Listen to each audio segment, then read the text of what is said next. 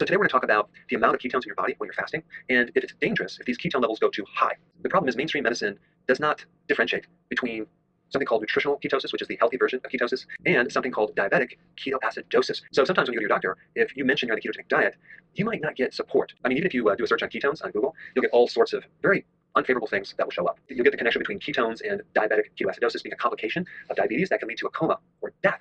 And of course, you don't want a coma or death, so why would you want to do the ketogenic diet? You also see things that we'll talk about. Ketones being in the urine can prompt you to get a test before a medical emergency occurs. That's pretty scary. Then I saw this other interesting quote that talks about you can get a urine ketone test that can help you monitor if you're at risk for developing ketones. So obviously they're not differentiating going into ketosis in a healthy way or having diabetes type 1 and developing something called diabetic ketoacidosis because you're not monitoring your insulin and you're allowing your blood sugars to go too high because there's no insulin in there to regulate it. And then the body has uncontrolled diabetes, uncontrolled blood sugars, and it's a dangerous state. So in ketone levels, you can see in this little chart here, it goes from 1 to 12. Okay. Now normally when you start the ketogenic diet, that's called nutritional ketosis. You'll find your numbers usually go between 1 and 3. Okay. Sometimes up to 5 if you add exercise and intermittent fasting. That's totally healthy. There is nothing wrong with that. In fact, there's so many benefits from doing that. I mean, I've done lots of videos on that. But you can also progress to 6 to 7 to 8 when you are doing fasting. Let's say you're doing fasting for 2, 3, 4, 5 days. Your ketone levels are going to go a lot higher, but this is still not a dangerous state.